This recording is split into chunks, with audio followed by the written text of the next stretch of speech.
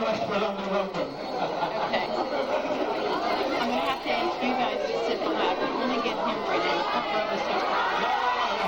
We're not really supposed to see you. Because there is right there. Hi, thank you for coming. It was a great welcome, Henry. Thank you very much. Slightly corny, but great.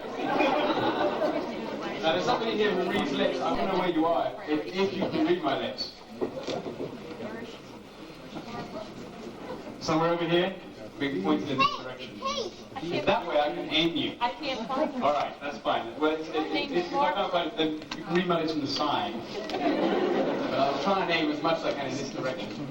I also talk very rapidly for those people who can't hear, so the sign will be about 2 or 3 minutes behind. So will I.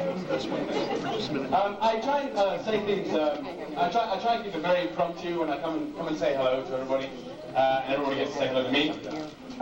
Partly because I have less chance of repeating myself, as I found I did at some conventions.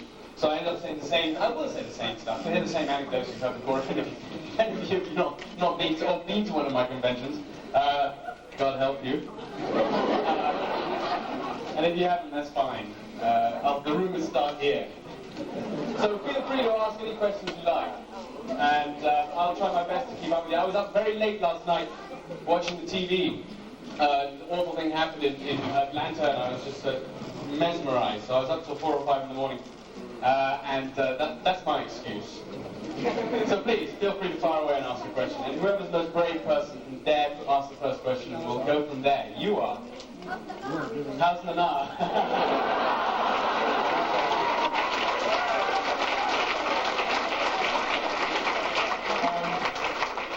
I miss her here right now. I've been to the last 3 conventions we did together were in Australia and Ireland and Wales, and she did them all 6.5 months pregnant. She spent over 80 hours in the air, she was anyway, we normally did our shows together on stage, so I kind of just wanted to wear my other half.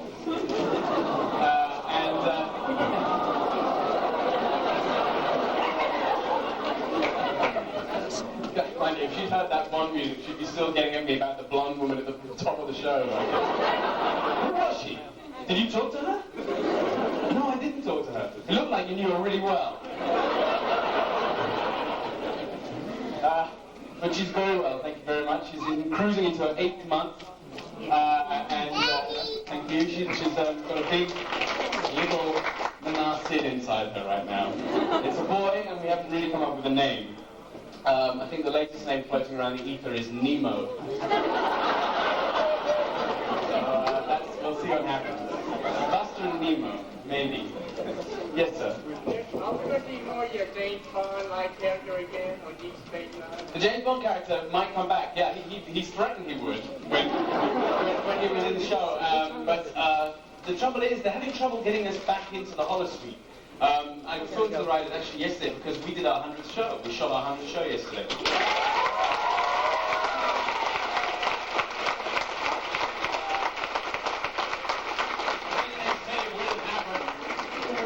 But we shot that, so I was saying, just smoozing with the writers, and they were saying, well, we'd love to do that Bond show again. We're trying to work it out, but we have no way. So any good ideas? Everyone's got any good ideas for getting Bond back into the holosuite, Bashir back into the holosuite as Bond. Great. Because I don't think the accidents are going to work very well anymore. People are going to go, an accident, and they're all in the holosuite together. Yes, madam.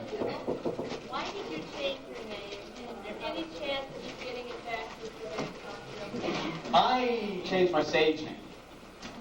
My name is Siddig and I hear, get enough of this from the nun. I mean, she's like, why did you change your name?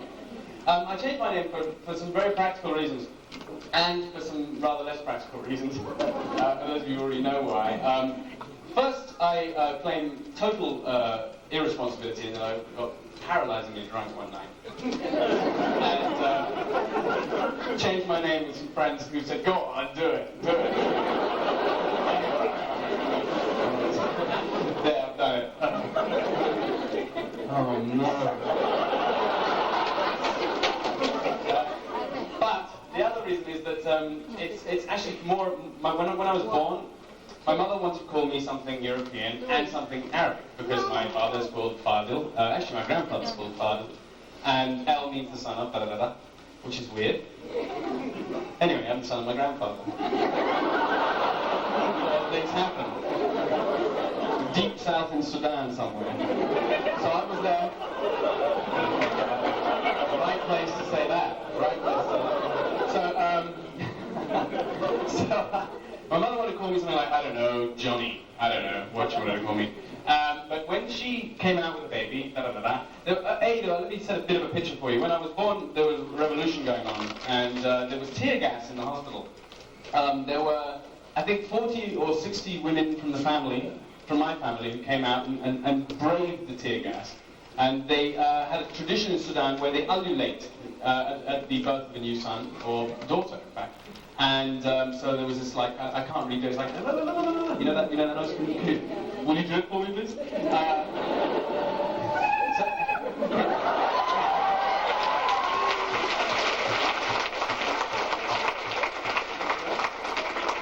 is terrific. So, as a proud nation, they did this, and they, as my mother came out, she was going to go Johnny or whatever, and they all said Siddig. So that was what she had no choice. My name was Siddig El Tyler. At that moment on, some of you in my fan club here, they know my full name. It's a nightmare. So anyway, that's how I ended up with that name and why I changed my name. Was there another part to the question? I ramble. You over here must be so horribly lost. I am so sorry. I'm rambling. Anyway. It was something like, and is it interesting? You're never going to take it back.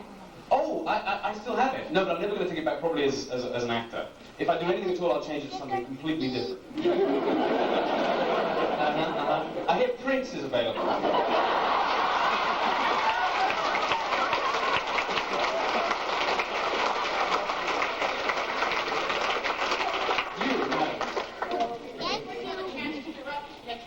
I'm hoping so. I say this every season. At the end of the first season, I said, I'm hoping to direct next season. And it seems like every season I say that. It looks like, with Rabble, like Andy directing this season. I can say that. He's directing the next show, which I'm very much looking forward to. So I'm rather hoping that I get a chance to direct at the end of the season. I don't know, I'm certainly not as mature or responsible looking as Andy. And he's going to be by far the better director. Apart from anything else, he's already proved himself. He won 2 awards last season for directing on the stage in Los Angeles. He had 2 plays on the stage at any one time, and he won the Los Angeles, Central Circuit Critics Award. Twice, both plays. So anyway, that was wonderful. So he's got to direct 2 plays, directing Voyager and Deep Space Nine this season. And that's good news for Voyager. I'm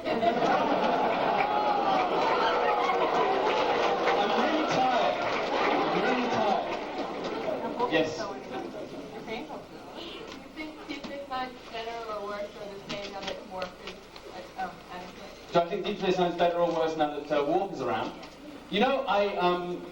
I don't think it's either. I think it's been on a steady rise. Personally, I think it's been on a steady rise throughout the seasons, and as all Star Trek shows tend to do. I think Michael's presence really just didn't hurt us at all. And in fact, I think change is kind of as good as a rest. And I always liked the way he was. I mean, I used to watch Next Generation, and I loved his kind of. He was so incredibly macho all the time. And if you look at our show, there isn't anybody who's like incredibly macho all the time. And it was great to have him there. I mean, he really, really, he's like drowned in his own pool of testosterone. We need that on the show. So we needed a bit of that. And I don't think. Do you think he's actually? I don't think there's any marked decrease in the show's popularity since he's arrived. No? I started watching it, I think. You started watching it because he was there? No, I started watching it a little bit before, but I think it's still. Well, that's you're exactly who they were aiming at. They wanted you. They got you. This is great. Yes, madam. Have you gotten feedback both from the Europe and the non-Arab world when you first aired character of Star Trek? the Arab world have taken an extraordinary. I mean, there's a huge silence. I was going to say an extraordinary dislike to the Arab, but there's not even that. They haven't said anything at all. And that includes my Sudanese family. My Sudanese family, who aren't, it's a weird thing. The Arab world is a huge chunk of the earth. Sudan is really part of Africa, and most Sudanese would say they're African and they just happen to be Arab. It depends what's getting blown up around the world, because they really, I don't mean to be making a joke, but sometimes they absolutely, they're thrilled to be Arabs, and the next moment they're not, because unfortunately there's a major cell in Sudan who are terrorists, and responsible through their own ignorance, really. I mean, they tend to back the losing horses. I mean, they backed Saddam Hussein at just the wrong time. And then now they're backing Saddam Hussein still because they can't not back him anymore. They're in real trouble. And they're so weak, it's quite pathetic. This is I'm happy to say this because this is my uncle's brother-in-law who's in charge of the Sudan now. And he's called Bashir, weirdly enough. Weirdly enough, it's true. And I'd love any chance I get to denigrate him in front of a lot of people. Because he's responsible for wholesale slaughter in Sudan and should be disposed of as quickly as possible. So I'm not quite sure how that is achieved, certainly with me on Star Trek. The Arab world they're not into acting. Are you Arab by any chance, or any part of you Arab? Arab American? Well, you probably know from studying your history, and it's certainly Islamic part of your history, then they're not interested at all in acting. In fact, they think it's like the work of the devil, right? That's bad.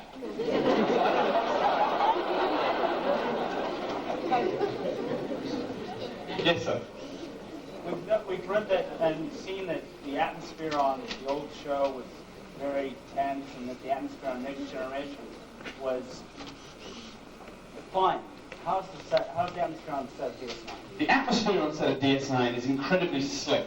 It's very professional.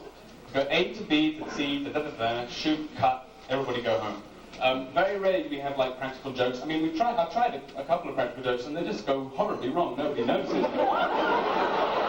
Very uncool. So the practical jokes don't work very well on the show. I don't know why that is. I think it must be something to do with all frightfully serious stage actors. I mean, we all fancy ourselves as stage actors, I sort of joined along with everybody because I've only done a bit of stage, but I'm like, well, that sounds good, I'll be a stage actor. The others are, in fact, bona fide, really top class stage actors. So I guess that's something to do with it, because on the stage you rehearse and you do this stuff and you take it very seriously, and there's not much time for fooling around. And but TV actors generally, or movie actors, and some of them very fine on Next Generation, came up through that world, and there some of them were stage actors, but they were TV actors, like LeVar, it's like one of the most famous TV actors in the country already before he did. I mean, everybody knows Kunta Kinte, for example, and everybody knows the PBS show.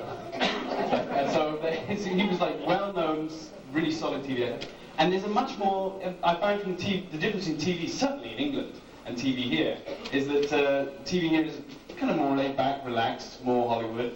And TV in England, as you can imagine the English are, is like really stiff and awkward. I'm not quite sure what they've got behind them. You can be a story like too. Yes. Can you tell us how you got the job? I got the job in London. I've said this a lot, so people who might find this boring, sleep or something. I got the job in London about 4 years ago, and I think Rick Berman had seen a movie I'd done called Dangerous Man, and I played Prince Faisal, and it was a Lawrence of Arabia flick. I've lost you, there you are. And I'd done that with Ray Fiennes. It was a terrific film, very dull, but very good. You know those movies that are like really dull but excellent? Like French movies are normally really dull but excellent. And everybody goes to see them and they're really dull. So I did one of those really dull movies. They call it arty.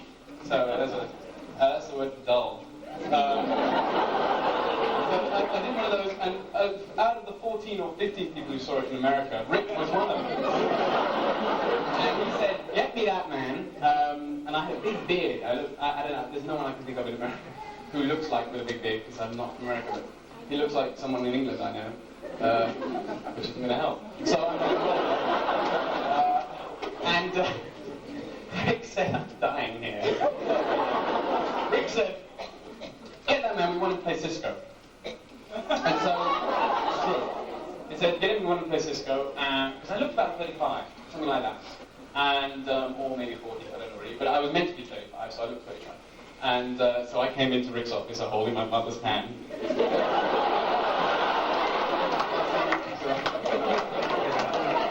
Lovely to meet you. I'm the commander.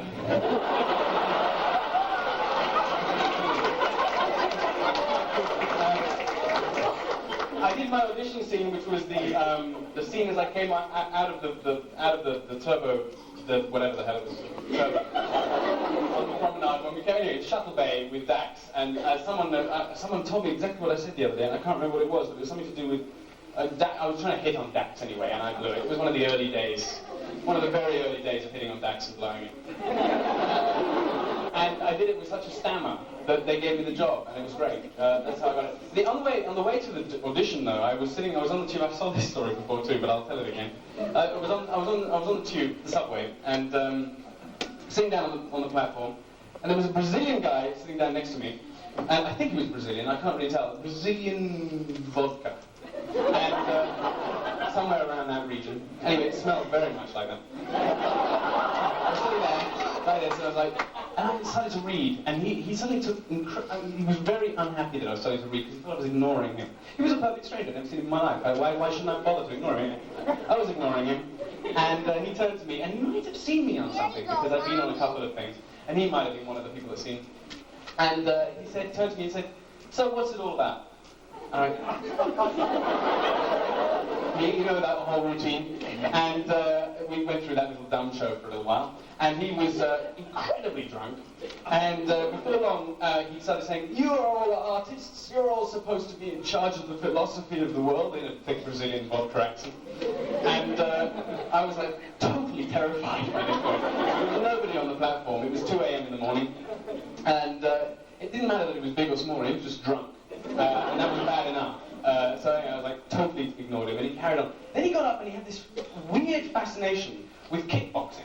And he would come up to me, I was the light bulb here, not many of you can see it, but there's a light bulb just here. And he would just come up, and that was my face, he'd just go, boom, like that. And I was, what am I supposed to do about that? I mean, he didn't actually hit me, he just came up to here, and I said, should I flinch? Maybe if I flinch, he'll go. And I wasn't worried, and he did it again, and so I went, and he didn't go, he did it again. So I thought, well, okay, I don't be macho about it. So I was like, kind of stood my ground, and he got a bit closer, and we played chicken, and then the tube finally arrived, and I got on the tube, and I was thrilled, and the place was packed full of commuters. Not commuters at 2 a.m. in the morning, I guess. Anyway, it's a true story. So, it really is. It really is. So I sat down on the thing, and you know it's true because it's very arty. Keeping up with me, aren't you? So I sat on my chair, and this guy kind of ignored me for a while, because there's a lot of people on there. And then after a little while, after a couple of stops, he decided he wanted to go at me again. So he came up, totally oblivious to everyone else on the tube, and started kickboxing in my face again. And this time I was like really peeved that he was it was humiliating, it was like, yeah. And so I looked at him and sort of tried to stare him down. Thought that was a clever thing to do, and he right hooked me. Made contact, right there, and I was like, oh my god, what am I going to do? I didn't think, I want to get up and beat the living daylights out of it. I didn't think I'm going to write sort of, I don't know, what do I do? I have no idea. And everyone on the tube was looking, as they do, you know. Oh, someone's getting beaten up. You shouldn't be looking at this. Anyway, so I was totally humiliated. I got up at the next tube station. He got up and walked out the open door. And I looked at everybody else, and just to be really, thought I was being really macho. Is everyone getting any hearing this at the back? Good. I thought I'd follow him and look as if I was going to beat the living daylights out of him. So he walked out, and I walked out after him purposefully. And the tube ran away, and I went off the little thing. My tale of cowardice. softly, though. Yeah. I heard that you did some work with the Lawyers Committee, right? One, I'd like to know thoughts about it, and also work with Human Rights Watch as well as Amnesty International. There's more work with this type of The Lawyers Committee. I don't recognize the name. I mean, I'm sure it's been on Sudan. Don't know. Gail, have I done? She runs my fan club, and I have to tell you that the fan club, all of you who are here, I have a modest fan club, but they've made $16,000 for charity in the last year and a half, and that's her.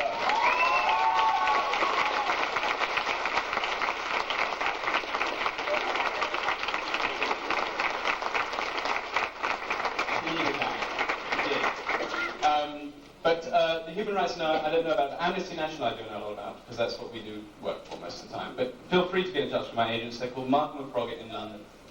Markham and Froggatt. Weird name, British. Yeah. If you ever got the chance to write an episode, what would you write about?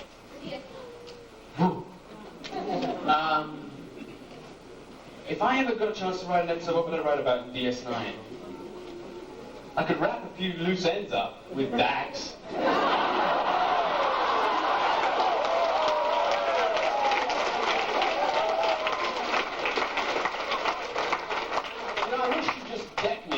I wish she'd just do something big. I don't care whether she kisses me or decks me, but it's got to be one or the other. Get it over with. Over. Anyway, well, that might be a good thing to write about. I'd also like to finish off the Bashir thing. I have no idea how to get into Holosuite. Maybe you do. What else? Oh. We've been up in space for 4 years now, and we have no idea how to get into Holosuite. Keys! Like the wheel and fire and the stone hammer and keys for the Holosuite. Yes, madam. How do you feel, and I guess also how does Nana feel about, a lot of young women I know, I myself included, well, sort of have this humongous, disgusting crush on you. You're out of your mind.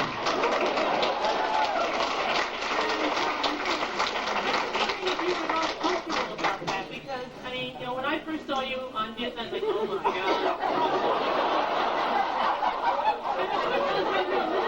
That's why it's all being repeated in sign language. Do you have a rating system for sign language? I was wondering if you were at all felt funny or weird or how she's jealous, maybe. I do just fine with it, I do just fine with it until someone gets up and says something about it. I'm very flattered, thank you. I'm flattered. Lynette's pretty groovy about it. She's not too worried. Getting high fives all around. I made him that little bit browner on stage. Thank you. Yes, madam. How do you feel about your role adopted? I love it. What I like about it, it's a great question. I mean, what I like about it, I think, is that it's, at the moment, touch wood, it's going to plan. I mean, it's the guy started off as kind of a bit of a dweeb, kind of getting used to his thing, and a bit like anybody, I knew when leaving university, college stages, and getting into something which is obviously much bigger than they can handle. Although they've got all the intellectual rubbish to help them, they didn't have any street sass. And he's sort of slowly maturing in a kind of fumbling way, which he does. That's contentious, Thank you. Yes. I've asked you. You've asked one. I'll come back to you later. Yes. How and when did I start my directing career? I wanted to be a director when I was about 17. Acting. Let's talk about acting. I love talking about directing. I started my acting career by mistake, actually. There was twice I started my acting career by mistake. The first time I started my acting career by mistake, I was about 13, 12, and they needed, on one of these kids shows, they were doing a kind of retro on Tutankhamun. And so they were trying to, you'll have you as Tutankhamun, please.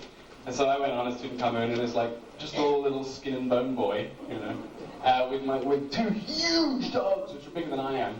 And they were trained to do anything but what I told them to do.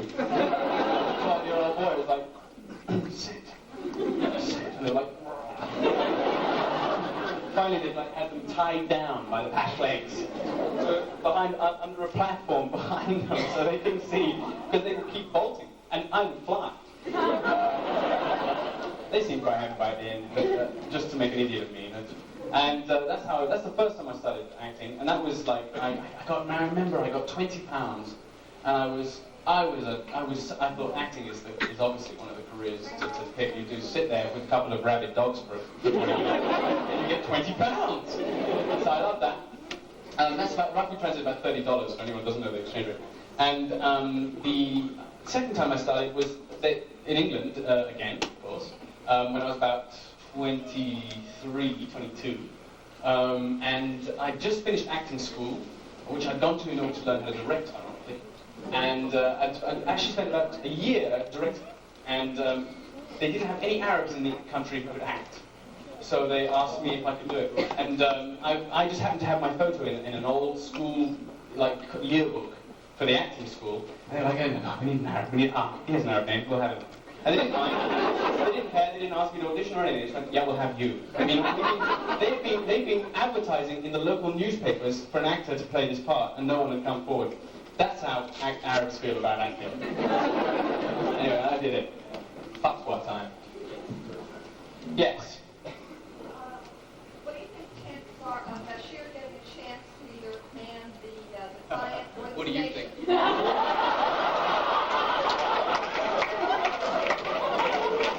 Sit down in my chair. Engage. Sorry, can I try again? Fire the torpedoes. Oh, no, that's coffee.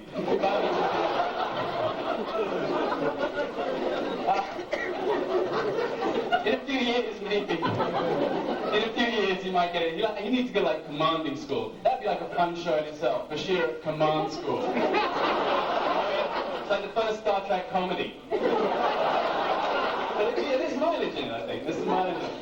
You with the red shirt behind, sir. Whose bad idea was it to change Odo? That really bad changeling. No.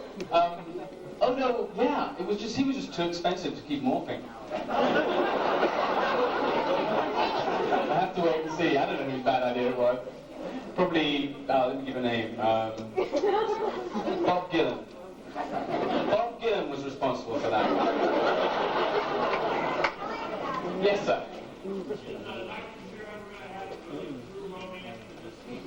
Is he ever going to have a really true romance? You know, when we started the show, they were going on about Dr. Bashir and like young lover kind of guys on Star Trek, and how he must never be like Kirk. He must never go through his women like, most people do dinner.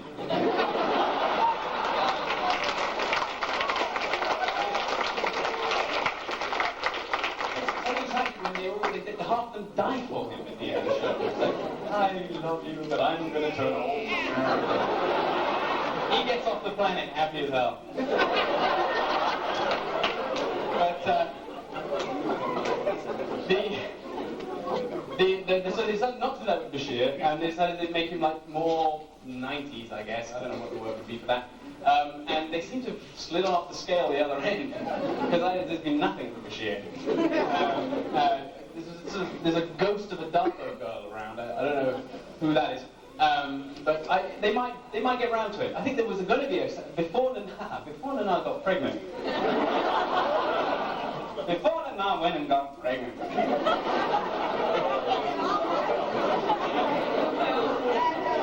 They were going to have him marry someone last season. And it all went horribly wrong because there was something else. We needed the baby for something else. It's a sick thing, TV, isn't it? Huh? Are you going to marry her?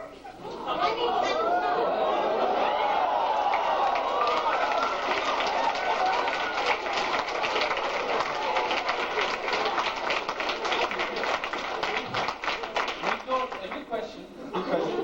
She actually said on the show, but I'll say it in real life because I know that's what you were packing at.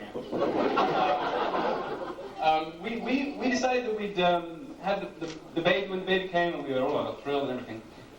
We decided we'd tell everybody about the baby, and we did very quickly. And we thought we'd leave the marriage part to ourselves so that we could do that as and when we wanted to do it without telling everybody. I don't know why, but that's just the way it turned out. So I'm not telling you. It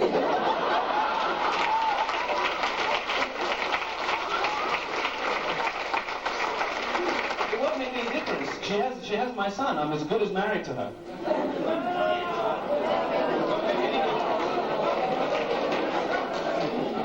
Yes. What would I like to do after Deep Space Nine? Anything. I just want to work. What happens to Star Trek actors? I mean, what happens? I don't know. But I need to work. I need to work. Movies. I'm not going to get the movie. I don't think Deep Space Nine is going to get movies. The classic cast and the Next Generation cast have got these movies lined up, and they're great. They've had a terrific career in those. But I don't think Deep Space Nine somehow is going to make the change. I heard a rumor in Wales, of all places. Why do they know in Wales? I don't know. I guess they have computers there. Any Welsh in the audience? You. Not yet. Oh yeah, I'll come to you in a second. I was just listening to a joke.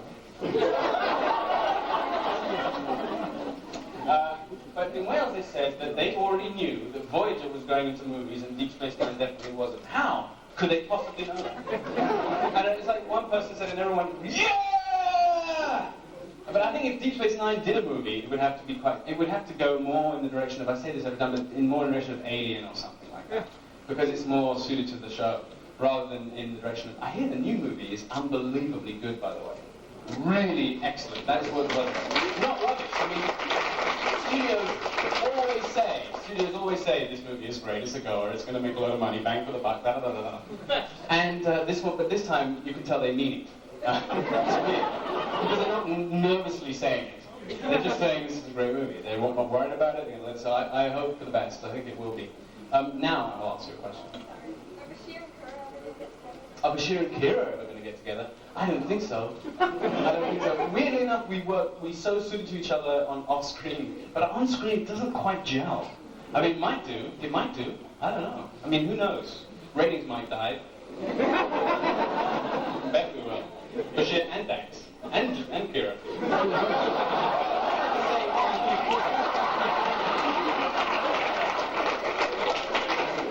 Yes, by the mirror there. That lady by the mirror. People what? Yeah. It's in the cards. It is. It is, but marriage is in the cards. The People magazine article said it. We did say that. It is in the cards. I just don't know where or when. Yes, sir. Yes, why weren't you able to make the cover of the 97 calendar? Everybody hates me. I wasn't in the, that was some, there was some, apparently some rumors, I was in jail. That's one of the rumors, isn't it? You know about that rumor.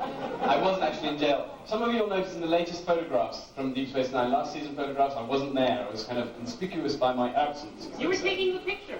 I was taking the picture.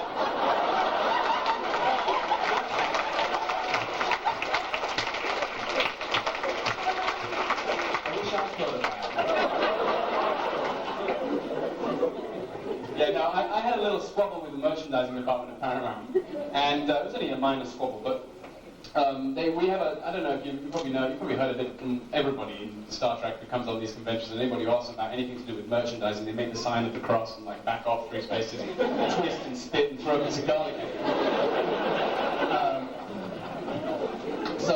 That happened to me, and I kind of just said, well, if it's all going to get bloody about the merchandising, then I won't give them any merchandising to sell. And I didn't turn up for the photograph, not realizing they just sell them anyway. But that's why. Originally, I was going to be. I'll tell you what is a collector's item, probably, if there is any such thing as a collector's item, and that would be the cast photo with my double, Ivan, who's standing there, because originally they were going to use his body and just put my face on it from some other photograph. And just hope no one noticed. Didn't quite work. Yes, I'll get to you next. Yes. Am I related to Martha McDally? I'm his nephew. He's my mother's brother. That's how. And he at one point, until he could play Saran, at one point he was going to come and play my father on the show. And then he played Saran. Maybe he could still be my father. Maybe Saran is my father. That would explain a lot of problems. Yes, sir. Outgoing personality, you have trouble slowing down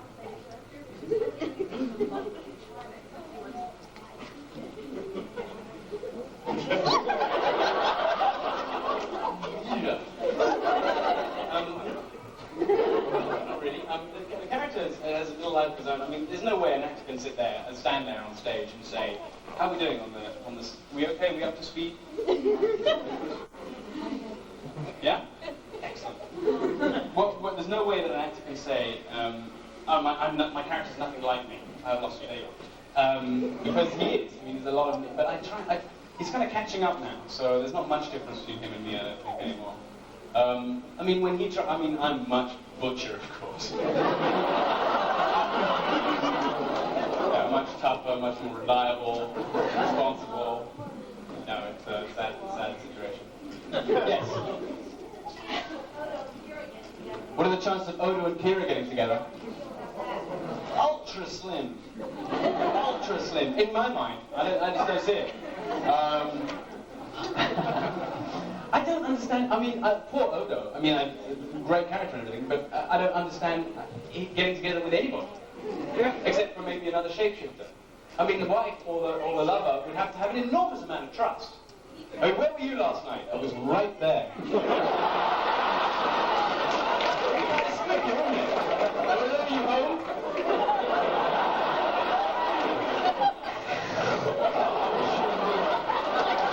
No, she wouldn't do that.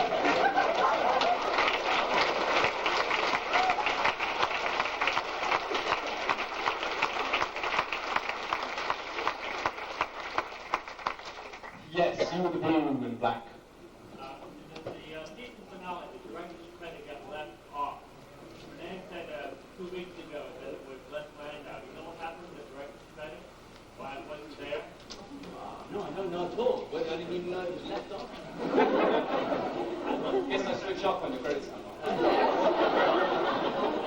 I mean, it doesn't matter. Last opening credit, and I was looking for it was a relevant episode, and what happened to it? This is my opportunity to start a really good rumor.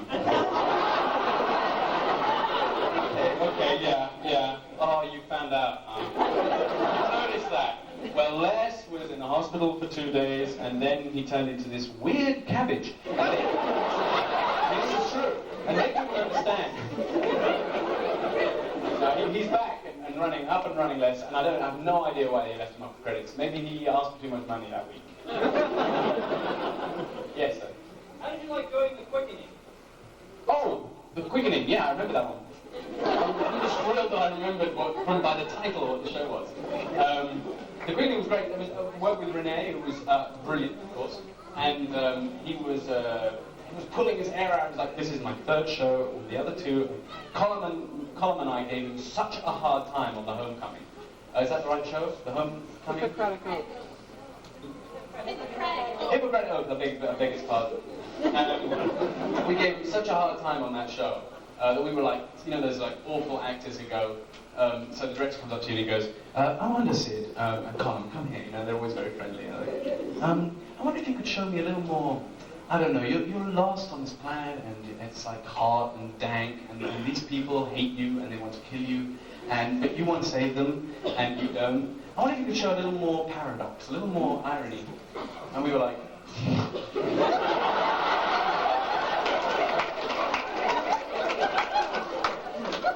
And we did that every day. And he was like, oh, God, I hate those two.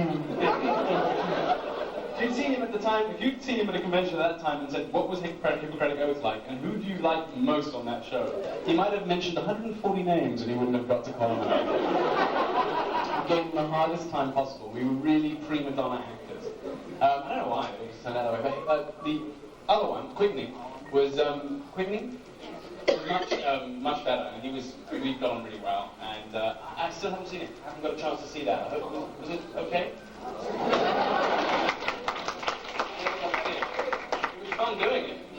we went to we shot it at the Shuttle Testing Center in, just outside LA, and where they test the fuel for the space shuttle. And it's the place that's always been in controversy because they've been testing other things other than just the fuel for the space shuttle, I believe, and they've been contaminating the area and stuff, which is harsh, you know. They liked it because of all the trees were really kind of odd shapes. I wonder if they did contaminate this area. God. Anyway, so three-headed snakes around the place. But they would test, and that was quite exciting, I suppose. And they kind of you're into shuttles and all that. They were testing the fuel for the later shuttle, and they had a big the prototype shuttle. It was all top secret. Everything was. We had to be double checked everywhere. I had to bring my my visa and my passport and everything to get in because it's like a base, and I'm an alien resident, and they thought I was some kind of spy. Anyway, well, I guess. But I suppose. I mean, I have trouble getting into England. Just getting into England because I look terrorist. I look like a Palestinian. So, no, really. So they're going through my luggage, saying, "What do you say you are?" I mean, I'm in Star Trek. I thought, well, you don't look like Spock. I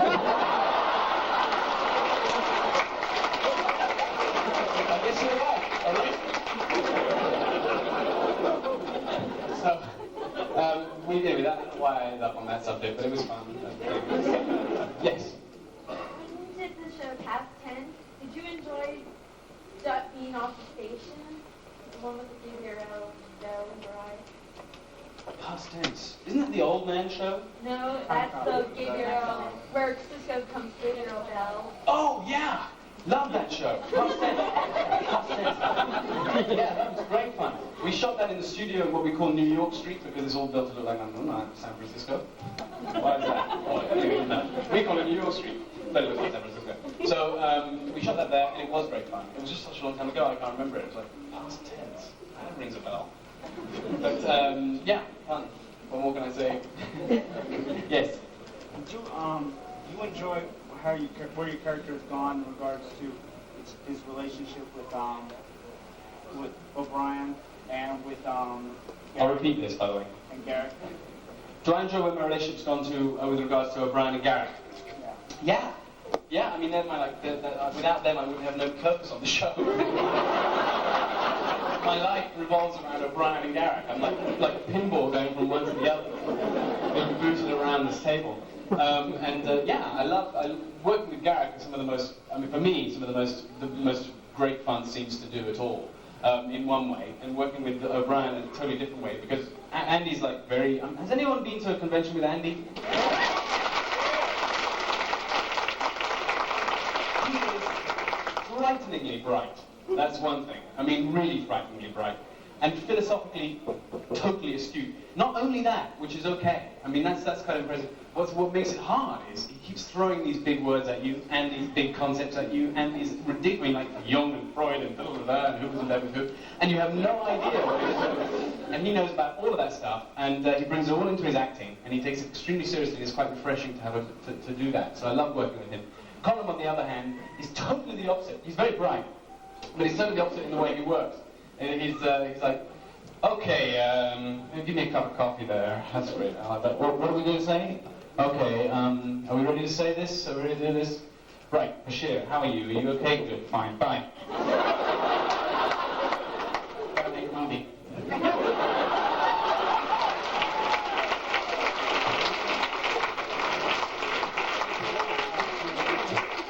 I can destroy all my friendships on the show. Who's next?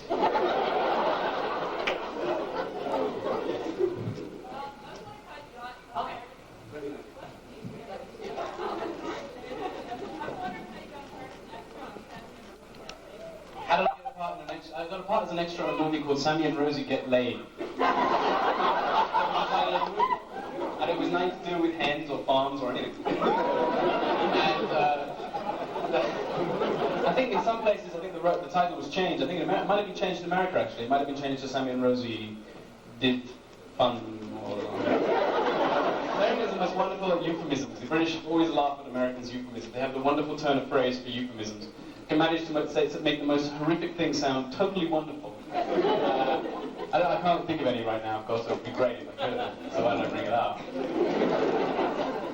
But I got part as an extra on that because there was someone casting it who I met, and they wanted, and I was at acting school, I needed work, and they said, do you want to do it? And I went, yeah. You get money. And there was a great actor, let me think of his, I'm trying to remember his name. Does anyone know the famous Indian actor who was on great Merchant Ivory Indian actor? Gosh, I can't remember his name. Anyway, he was brilliant. He was just the most lascivious kind of guy I've ever met in my life. He sat there over breakfast, pinching everybody's behinds. It didn't matter who they were. First AD and the, excuse me, I'm sorry. Totally indiscriminate, men, women, just pinching him. And then he would get up on stage and do his act and do his scene, and they had to hold the words up for him. Just above his, and I was horrified. I was at school, acting school, and I was horrified that anybody had to have the words held up for him. Because, I mean, we learn our words, we're actors a lot. I've since learned a lot of tricks or two. I put words on someone's shoulder as I'm talking to them. But I was horrified, but because he was very short-sighted, he couldn't see anything. And the final take came, and the words were there, and he was like, I don't know what he had to do, sit on the sofa, and Claire Bloom, very fine English actress, I don't know if any of you know her, was standing behind him, and she was waxing lyrical. And he was like looking up into her eyes and trying to tell her how much he missed her or loved her or something. And he was like, and it was definitely the final take, and we had nothing else, so either that or we spent another £150,000 the next day, and so he was looking at the words, he was squinting, he obviously wasn't looking at Claire Bloom, who was meant to be in love with, he was like, I love you too. And it was like, couldn't work out how to do it, and finally, and then finally the director got so angry, he said, read it, for goodness sake! Actually, not quite that, but there were children here. And it was like, I can read it, it's just there, just give me some time! And that was it. Like that one? I didn't hear that. Artsy. Yeah, it's part of my artistic oeuvre. Kind of give a few to the more intellectual members of the audience. Yes, I feel very self-righteous. You said. What can you tell us about the first few episodes of this season? Yeah. What can I tell you about the first few episodes of this season? Yeah. This season, the first episode, they've been very kind to Nana and I and not made us work too much, so I'm only like in one day on the first couple of shows. But the first episode, what can I remember about that? Klingons everywhere. It's an awful nightmare, like, there's Klingons everywhere. And I believe, can I say that? Yeah, I guess. Maybe I can. Is there spoilers out here already for these shows? But this is a huge Klingon fest. I mean, much eating of raw meat and blood. So we did that. The second show is about, I think it's a station show, saving money, that one. No, they were, who was in it? I should never even have attempted trying to answer this question, because, what did I have to do?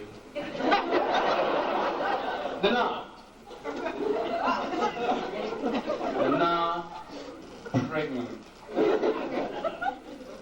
That's real life. I don't know, honestly. I can't spoil it. I can't say them without spoiling it. I really don't remember actually exactly what the shows are about, and if I even dare. We just finished one yesterday. But they say when you're pregnant you forget everything. Yes, madam. At the risk of sounding kind of cliche, but what have you enjoyed most in your career in Deep Space Nine? What have I enjoyed most in my career in Deep Space Nine? Yeah. Well, there's an obvious answer.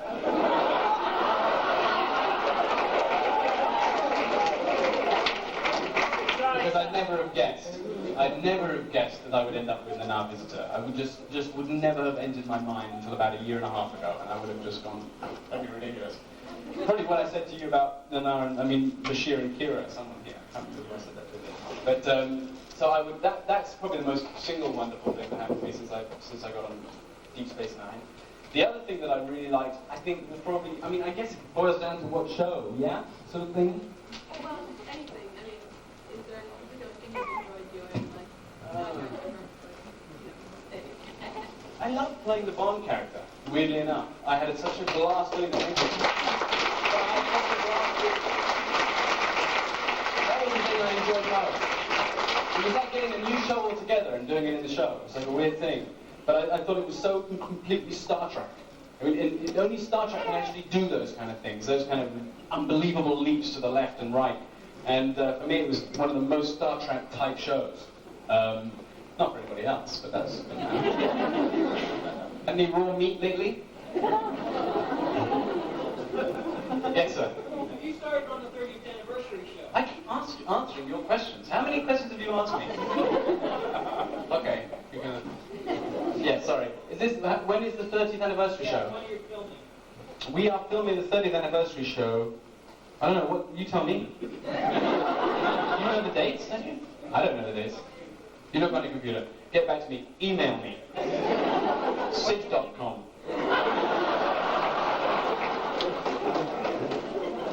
Yes.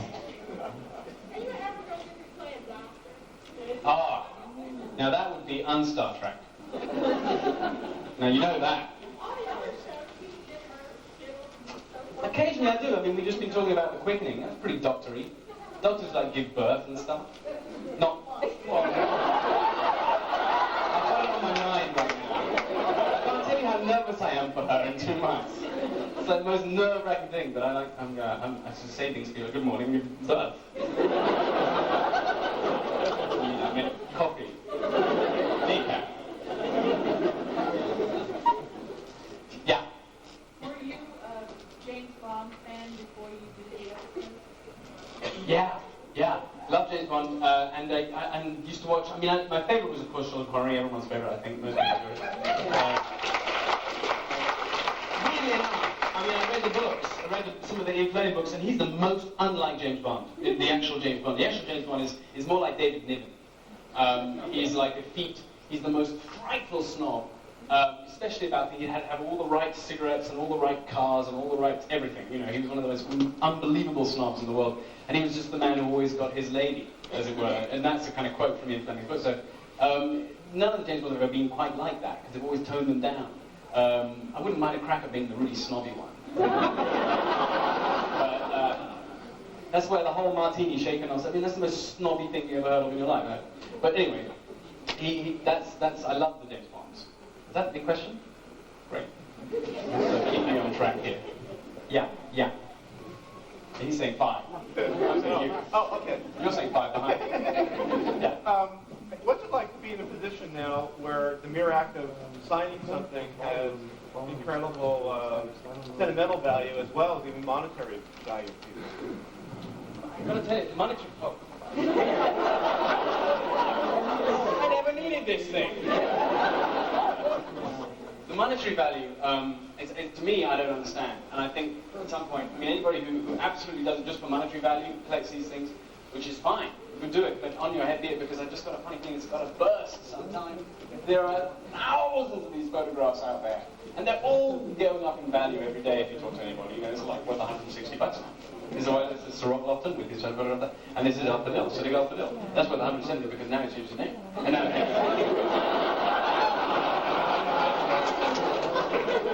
I told her to flag me down when I was going too fast. It was about my photographs. But I think, not mine, everybody's. But I think the sentimental thing is wonderful. The fact that you can write something. The trouble is, all the photos I take look so cheesy. So that's my only problem with it. That's my only problem. The lady with the blue behind.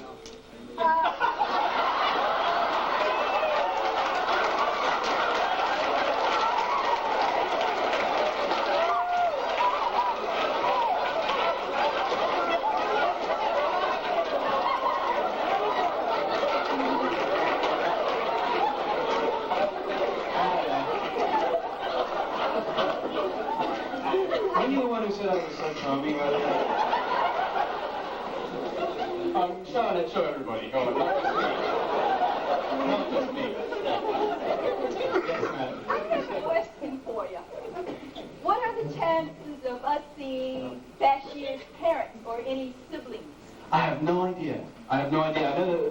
to see his dad or something. But I have no idea, to be really honest with you. Yes, really quickly. I've got to go. Do you have plans for being in any movies? Do I have plans of being in any movies? No, I wish I did. I wish I had plans. Every actor wishes they have plans to be in movies. I haven't got any. I don't even think Star Trek Deep Space Nine is going to go into movies, so I'm not really sure. There was one movie I didn't do because I was going to be an Arab terrorist, so I went and really, this looks like me. I've got to go too. I've got to get in my own autograph line. Excuse me. I'm going to be first in the line.